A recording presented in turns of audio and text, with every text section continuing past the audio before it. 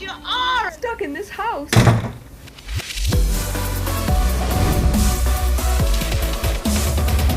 Welcome, your host, Jeanne McNulty!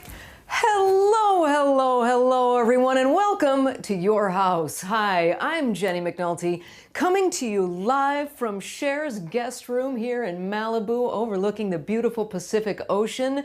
Cher may be joining us later on in the show today. You know, she's got a special that's coming out on the Paramount Network. It's a documentary about her and the elephant Kavan, so she may stop by and chat about it on the beach with us, so make sure that you stick around for the whole show and enjoy a walk on the beach. And my guest today is absolutely going to blow you away. She is so incredibly talented. Her name is Carla Patullo. She is a musician, composer. She has scored over 30 films, worked with Liza Minnelli. She's awesome, and we're gonna meet her in just a moment. But first, my thoughts. Patrizia Gucci of the famous fashion Gucci family is mad about the new movie about her family, which stars, as you probably know, Lady Gaga and Adam Driver, and it is about the murder for hire of one of Gucci's grandchildren. So what is Patrizia mad about? Well, not that they're talking about the murder for hire, but that Al Pacino is playing her grandfather, and she says that her grandfather was handsome and tall and elegant, and that Pacino is, and I quote, fat, short, with sideburns and ugly, and doesn't resemble him at all. And who says the people in fashion are shallow? Speaking of fashion, Ralph Lauren released what the USA Olympic uniforms are gonna look like, you guys. Check it out. No, wait, that's not it. Here it is. Check it out. There you go. That's it. They look like they're either going up in space or selling ice cream. But wait, Canada did us one better. Check out Canada's uniforms. I don't think it's going to be COVID that stops the 2020 or 2021 Olympics in Tokyo. It's going to be fashion. There's just going to be a bunch of fashion designers going, no, stop. This can't go on. And finally, I believe that aliens are out there. I do. I think it's arrogant to think that in the vast universe, we are the only living, breathing species out there. I think there's aliens out there, and I think they just haven't dropped in on us yet because we're, I don't know, not quite ready. For example, these are two of the stories they would see floating around if they were to be up there today. Scientists, in an effort, now many people die because they can't get an organ transplant. So scientists, in an attempt to make organs, have taken a monkey embryo and injected human stem cells into the embryo and were able to get human cells to grow. Meanwhile, cops can't tell the difference between a gun and a phaser. A taser, a phaser. Yeah. Anyway, I think they're just up there going, yeah, we'll wait. I am surprised I waited this long to bring my guest to you today. She is absolutely amazing. I've known her for some time now. As I said, she has scored over 30 movies. She has her own band called White Widow that she has toured with internationally. She's worked with Rufus Wainwright and Liza Minnelli, and also Sandra Bernhard, who said of her, she is so fucking raw and groovy, she scares the shit out of me. So here are just a few clips of Carla's work, and I want you to look at the work, but don't necessarily watch what you're seeing. Listen. Check it out.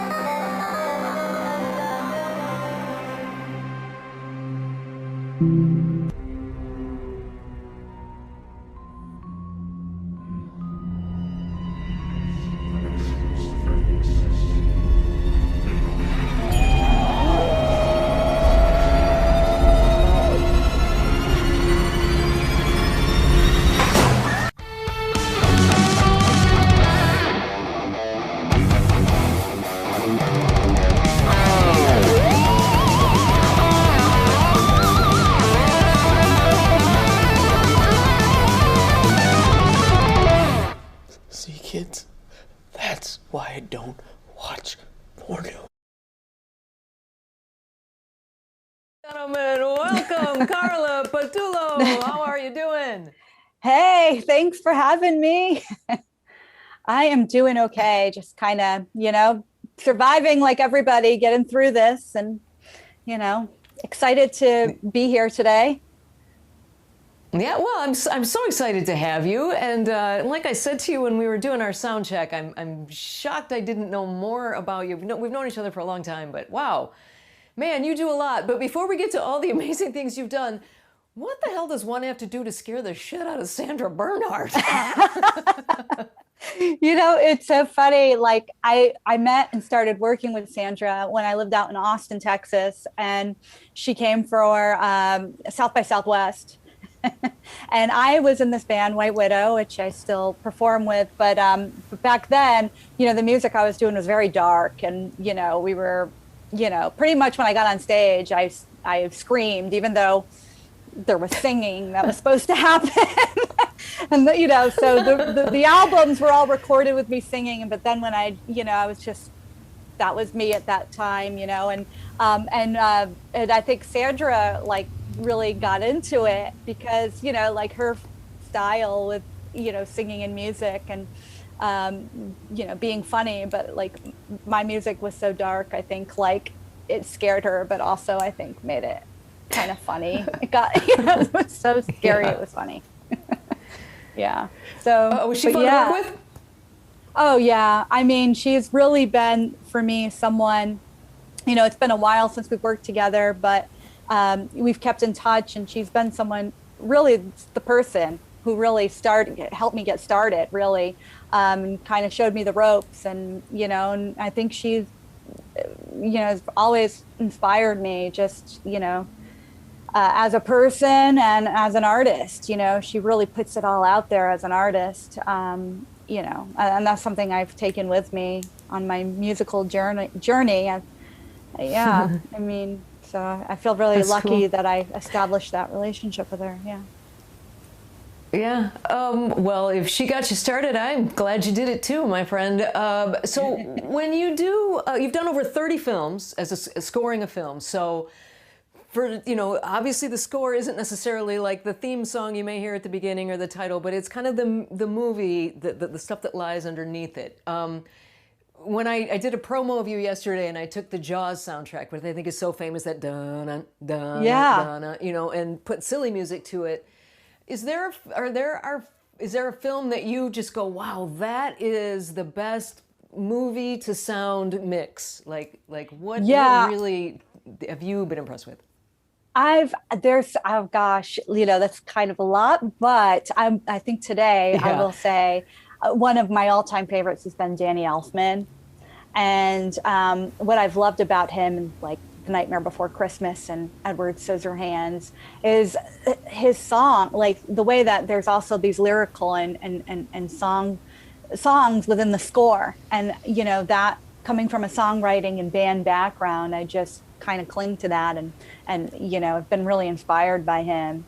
And with Tim Burton and the visuals, it's just pretty amazing. Yeah.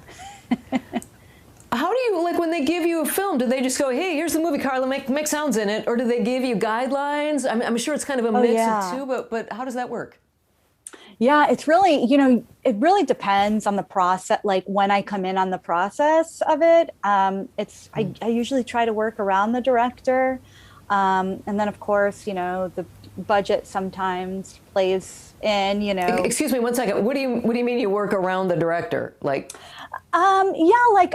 Kind of where he feels comfortable with, he or she feels comfortable discussing when, it's time to talk about the music, when they feel comfortable in the process that, their story, is where it needs to be at a point where, okay, I'm open to letting this other voice come in.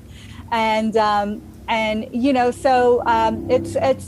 it's usually, it's a very collaborative. It's, I try to think of what I do as a composer as bringing another element to the film that maybe isn't there, that, isn't coming through in the acting. And then the music becomes this character, becomes this theme. Yeah. Is there a piece you're particularly proud of, like that you went, wow, I really nailed that scene. I really pumped that scene up? I'm pretty hard on myself. I go through every time I finish a score, I'm like, oh, that was great. The director's happy, and then I'm like, oh, I really do feel proud of the work I did on the short film, Lotte, That Silhouette Girl, that I made this film with my partner. And I think it's because I was allowed to, being a co-director on that project, I was allowed to have a lot of time. I didn't have a quick turnaround deadline, which really gave me the time to explore different sounds and different themes and instrumentation. Like, I really got to think, like, go deeper, and have the time to try things out. And if it didn't, work out, throw it away. And so now that the piece that you're talking about is similar, as I believe it's that Cinderella too, part of that, right? Or from that. So so Cinderella is it's this short film that Lotte Reiniger, this wonderful animator from the 1920s, made. She made the first feature-length animation, actually, a decade before Disney. But this was a short film she made before that, and I was going to grad school, it's like 10 years ago, and I came across Lotte's work, and it became my thesis project, basically. Her animation is all done with shadow puppets, so I just fell in love with it. It's so beautiful, and the film was originally silent. And so that inspired me. I made a score to that, kind of like funny. I was talking about Danny Elfman, but there's lyrics in this score, so it kind of mixes song and score and tells the story. And then that, once I went out to festivals with that short, people were saying, we don't know who is Lotte. And I realized, oh yeah, there's this whole other element here, that another great, fantastic woman that nobody knows about, that was a pioneer in this industry.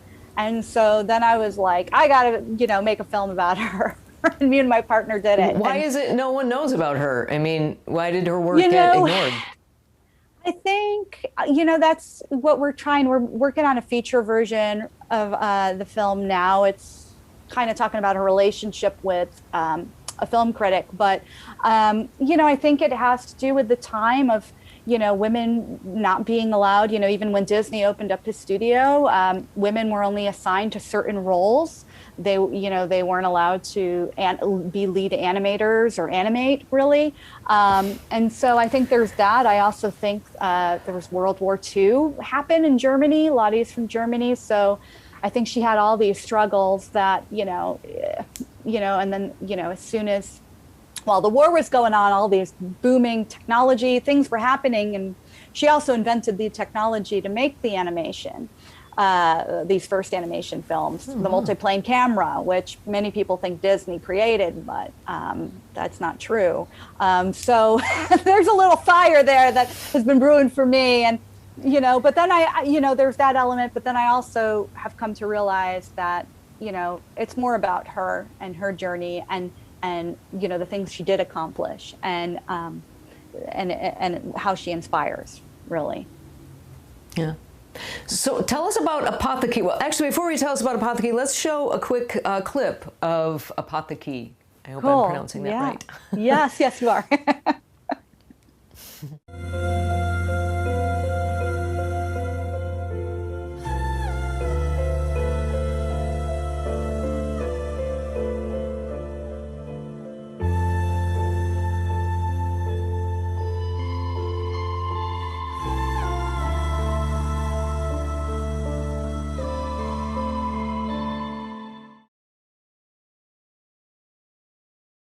Hauntingly beautiful. I just love that music.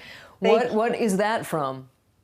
So this is an unknown film. Actually, going through the archives of Lotte, this was mislabeled and put with some of her films. And we dug and did some research because I absolutely loved it. It's actually live actors. I don't know if you could tell, but live actors dancing, and it's capturing their shadows. So it's animated that way in stop motion with live people. And And yeah, so I dug around, and we finally figured out that Lotte did say I did not make this film.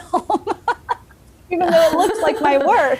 But I just fell in love with the piece. And, you know, I was working on an album during COVID and this past year, dealing with some personal stuff. And I found a marriage between what was happening with this other music I was writing. So what was happening with the film and that. So I decided to put them together. And and that's what happened. That's how it came to be. It's such a, like I said, just hauntingly beautiful. I really, really love that.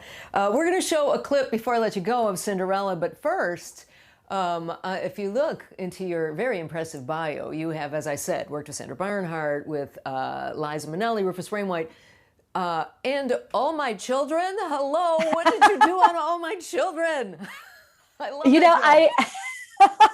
that would be, before I got into scoring, I wrote a lot of songs, and so my songs started making their way on daytime television, and which, you know, is so fun. You know, people are like, oh, you know, I heard, you know, your song was on there, and I'm like, oh, cool. You know, I mean, it was so great. You know, it's a great way to keep your studio going. But so I'm what is glad it, like, you're a in the fan. background when the characters are at the bar, or when when did it play? Yeah, another show. You know, I have to apologize. I'm not, like, with All My Children, I'm not as familiar with the characters, but I remember it being on The Young and the Restless quite a bit. And I think, like, there was this character that it was tied to, you know, because she was kind of this crazy lady. Who, I don't know what she did, but she would, like, die and come back and die and come back. I don't know. And so I'm like, are they going to use my song? You know, so I'm kind of counting on it, you know. Yeah. But, well, you know. I tell you what, All My Children impressed me, and you just impressed my mother with Young and the Restless. So there's that. Okay, cool. But what was Liza Minnelli? She seems like she'd be crazy fun to work with. What was she like? Oh yeah. Is she like? I mean, she is just like a pro, hands down. Like, you know, I had the unique experience of working with Sandra Bernhard and her for a show, and so I was invited to her apartment in New York. And, wow. You know, it was just a very intimate setting with her piano, you know, just the three of us basically sitting there. And she was just so pro about it all. She had everything down. She had the different key, you know, all the keys worked out already before I even got there. I was playing the piano for it. And she just, yeah, I mean, sweet, and, you know, made a point to give me that handshake, like, way to go, kid, like, you're on your way, like, you know, just really, like, very fun and sweet. That's cool. Yeah. Very cool. You know, you talk about, you know, music and things. I know of a woman who is the sound designer for Game of Thrones, and she used people's voices as part of, like, some of the dragon sounds. Do you ever use just weird sounds that you hear? Do you hear stuff and go, ooh, that would be a this or a that, or is it pretty much just music for you? Yeah, you know, like, so, like, working on the film Porno, I used a lot of my voice and kind of manipulated it through, like, guitar amps and just, you know, different synthesizers that I have. You know, like, on this project with Lotte right now, a couple of years ago, we're in Germany, and I recorded these bells from the church where she's buried. And there was just something peaceful about being there.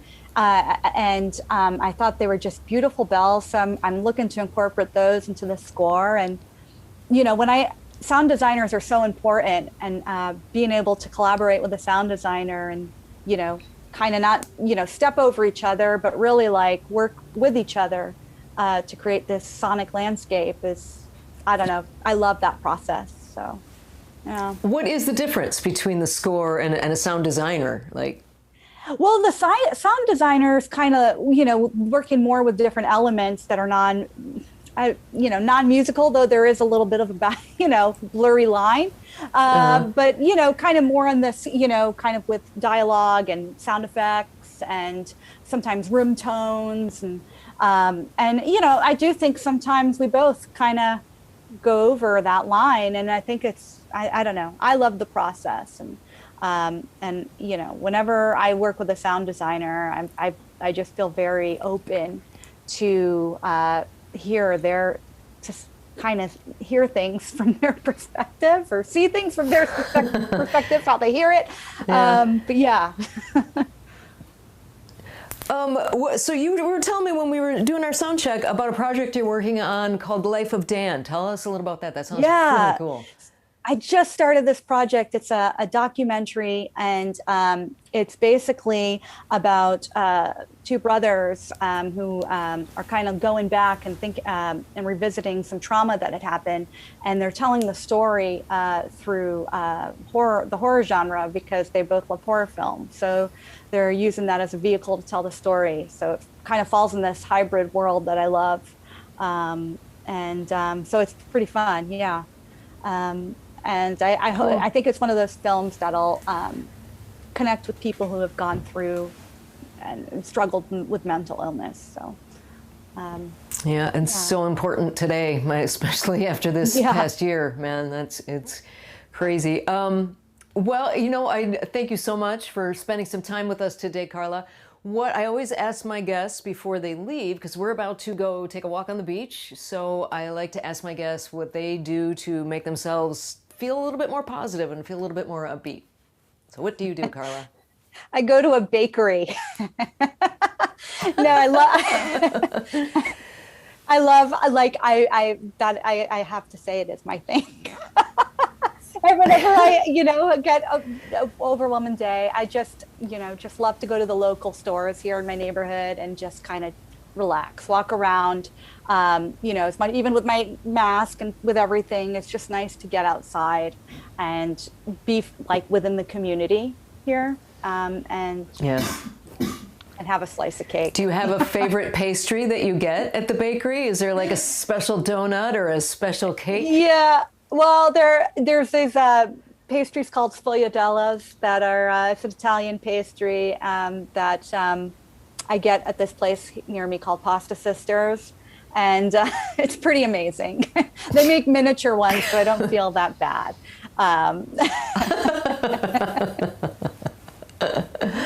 All right, well, we are about to see Cinderella, a little clip from Cinderella. So if you can give us a quick clue as to what we will be looking at right here. Yeah, I mean, this is, kind of your classic fairy tale Cinderella, though kind of, seen through Lotte's eyes, basically, with all the cruelties, not as bubbly as like Disney's version. So, yeah. Well, in fairness to, not to anyone, I guess, but I actually, I think it's 10 minutes long or so, so I could only use a little bit, so I used the happy ending part. So okay, well, that's okay. Much of the cruelty. That's okay. But you still get to hear your beautiful work. Thank you so much. Voice, thank you. And thank you. Thank you for having me. And my pleasure, Carla. It's great to see you again. Hopefully, maybe we'll get out there again for, I don't know, Wonder Woman 3. Yeah, well, I can't wait to see you perform again, too. So. Oh, thank you. Thank you. So take care, and hope to see you soon, Carla. Thanks so much. Thank you. Bye-bye. Bye. All righty. Are you guys ready to go take a walk on the beach? Go get your shoes on. It's Feel Good Friday. I have got a great story for you guys. It's just going to, as Bette Midler would say, warm the cockles of your tasteful little hearts. So get ready for that. Get your shoes all tied up and check out a little bit of Carla's fantastic work on Cinderella.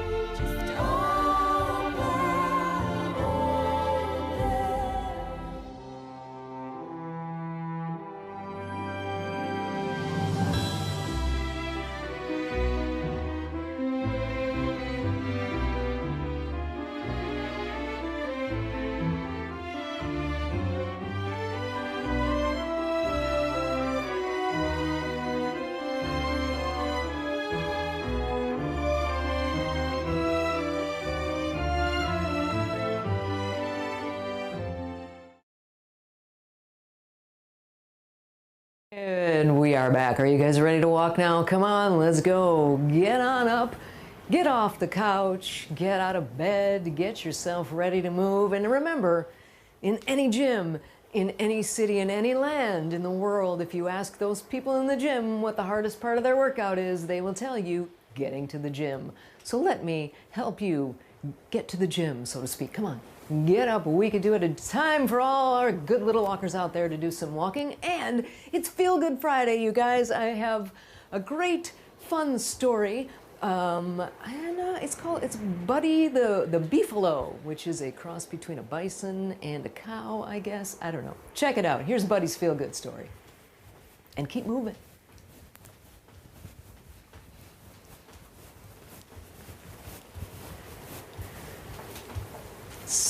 Beat it up a little bit. All right, I'm going to tell you about Buddy, the cow. He's an obstinate little beefalo. Oh, here we go. All right, walk faster while you're watching Buddy. This was the feel-good story we've all been waiting for. In times of COVID and a lot of other problems in this country, it was a nice distraction. The Plymouth Police Department recently announcing on Facebook. It was also announced on Buddy's Twitter page. Buddy has been captured and will be relocated. Here's the backstory. So back in August, Buddy was at the Plymouth meat locker where he was being offloaded for processing, and he took his opportunity to escape and was on the run for the last 8 months in the surrounding area of Plymouth. Captain Edward Benecki says Buddy was not secluded but surviving on grass, hay, and water and grain with the help of a neighbor known to police throughout the winter. He was just out and about, hanging around, so we would routinely take 911 phone calls about Buddy sightings. Last week, Buddy looking for familiars. Buddy found cows in a nearby farm, got into their pen, and was unable to get out. And the farmer, his son, and a couple of their friends were able to capture him safely. Officers rescuing him. He didn't want to be rescued, so we had to capture him. Officers, however, did save him from a burger fate, paying for his release through collecting donations in a GoFundMe page and raising over $8,500. We call it his bail. They paid his bail. And so they paid the original farmer to release him. Aaron Ammerman, founder and president of Critter Creek Farm Sanctuary, tells us Buddy is being transported to his original home. There he will see a veterinarian and later be transported to Critter Creek Farm, a nonprofit sanctuary in Gainesville. People have anywhere between about 80 and 120 acres on which to roam, and ponds to splash around in, and trees and grass, and hopefully he will enjoy it here. Impressive, wouldn't you say? The Buddy knew to get the heck off of that truck and run free, right? They all kind of know, don't you think? Don't eat any of Buddy's pals this weekend. Maybe we start there. Maybe we just take beef off the menu for a little while. Try to get through the weekend without beef. Have your pigs, have your chickens, have your eggs. All right, I'm starting to be an annoying vegan. I'm sorry, but hey, little Buddy, come on. All right, guys, have a wonderful weekend. My guest on Monday is going to be Lisa Goich, who is a former comedian I knew way back when in the Motor City. She is also an author. She works for the Grammys, so I'm sure she's got a fun, interesting stories to tell about Grammys. And she will be here Monday at 1 p.m. And Password will be back Monday at 4. So have a great weekend. Enjoy yourselves. Get out there, get a little bit of movement, get a little sunshine, and take care of yourself. I want to thank my fantastic guest, Carla Patullo. I want to thank Sheila for directing, making me look so good. And of course, I want to thank you for watching and for walking along, because I know you guys are out there walking along with me, making yourselves feel better. Have a great weekend, and I see you on Monday at 1 p.m. Pacific. Bye, guys.